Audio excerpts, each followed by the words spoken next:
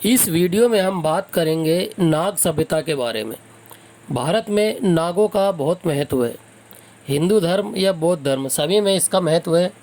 जो नाग सभ्यता है इसका सबसे विस्तृत जो विवरण है वो बाबा साहब डॉक्टर अंबेडकर ने दिया है। अपने एक ग्रंथ के माध्यम से बाबा साहब ने जब जातिवाद के ऊपर शोध शुरू किया तो उन्होंने कई सभ्यताओं को जांचा परखा। उसी में एक सभ्यता है नाग सभ्यता। और इस विषय में हम ये भी देखेंगे कि इस सभ्यता का किस जाति और किस समुदाय से संबंध है। तो शुरू करते हैं। नाग कौन थे? निसंदेह वे अनार्य थे।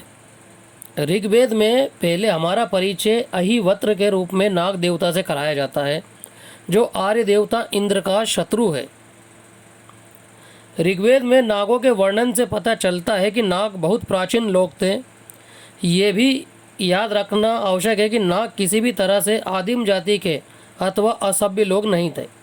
नाग लोगों और भारत के राज परिवारों के बीच अंतर्जातीय विवाह के माध्यम से बहुत निकट संपर्क पर इतिहास प्रकाश डालता है।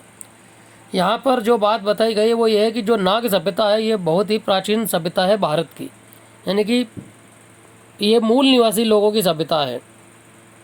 और ऋग्वेद में भी इसका उल्लेख आता है। प्राचीन भूतकाल की जब खोज करते हैं तो प्रायः 4 नामों को हम पाते हैं: आर्य, द्रविड़, दास और नाग। ये चारों नाम इतिहास में बहुत प्राचीन समय से जुड़े हुए हैं। दासों के कई लोग इन नामों को अलग अलग भी समझते हैं, मगर ये चारों एक ही हैं।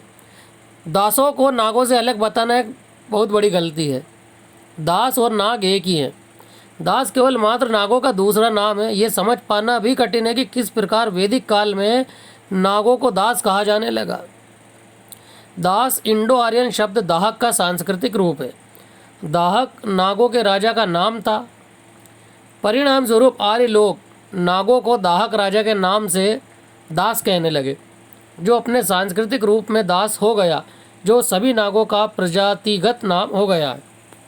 चूँकि नाग अनार्य लोग थे और जो नागों का राजा दाहक था, उसी के नाम के आधार पर जो ब्राह्मण लोग थे उन्होंने इन्हें दास कहना शुरू कर दिया और वहीं से नागों को दास संबोधित करने लगे। ये इसमें बताया गया है। इसके आगे वो बताते हैं, नाग लोगों का न केवल सांस्कृतिक स्तर ही ऊंचा था, वरन इतिहास बताता है कि उन्होंने भारत की एक बड़े भाग पर शासन भी किया। ये कहने की आवश्यकता नहीं है कि महाराष्ट्र नागों का घर है। इस बात को ज़रा समझो कि महाराष्ट्र में जो एक शहर है नागपुर, वो इन्हीं नागों की प्राचीन सभ्यता के आधार पर पड़ा है, जिसकी शुरुआत नाग के द्वारा होती है। नागपुर यानी कि बाबा साहब ने जब बौद्ध धर्म ग्रहण किया तो उस धर्म को ग्रहण करने के लिए उन्होंने जो स्थान चुना था वो नागपुर ही था, क्योंकि नागपुर का संबंध यहाँ के मूल निवासियों और नाग सभ्यता से जुड़ा हुआ है। और जो अछूत लोग हैं उनका संबंध भी इसी सभ्यता से जुड़ा हुआ है। यानी कि वर्तमान के जो अस्पृश्य और अछूत लोग हैं वो नागवंशी लोग हैं। इनके पूर्वज नागवंशी थे और यहाँ पर इनके पूर्वज सदियों से राज करते रहे, परंतु आर्य आक्रमण के समय उन्होंने इसे तहस नहस कर दिया और इनकी सभ्यता को नष्ट कर दिया है। वहीं से इन आर्यों ने इन्हें दास कहना संबोधित कर दिया और इनके इतिहास को मिटाने की भरपूर कोशिश भी की है। आगे बाबा साहब बताते हैं कि 3री ईस्वी और 4वीं ईस्वी के पूर्वार्ध में भारत पर नाग राजा शासन करते थे, जो पौराणिक मुद्रा शास्त्र तथा पुरालेख शास्त्र के साक्ष्यों से सिद्ध होता है। यानी कि इसके कई प्रमाण भी हैं मौजूद, जिससे कि प्रमाणित होता है कि यह यहाँ पर प्राचीन नागवंशी राजाओं का राज था। अतः यह स्पष्ट है कि नाग और द्रविड़ वही लोग हैं और एक ही हैं। इसके साथ ही दास वही हैं जो नाग है और नाग वही हैं जो द्रविड़ है। यानी कि इन चारों को अलग अलग नामों के द्वारा इन्हें संबोधित किया गया है, परंतु ये है एक ही नस्ल के, जो कि दास, द्रविड़, नाग ये जो बताए हैं ये सब ब्राह्मणी आर्यों का खेल था कि इन्हें टुकड़ों में बांट दिया गया और इनके इतिहास को दबा दिया गया।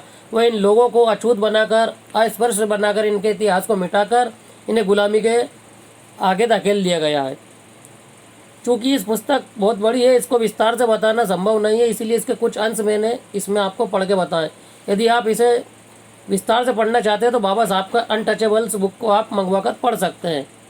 यदि वीडियो आपको पसंद आए तो लाइक कीजिए और चैनल सब्सक्राइब कर लीजिए। वीडियो चैनल पर आप विज़िट कीजिए ताकि और भी वीडियो आप तक पहुंच सके।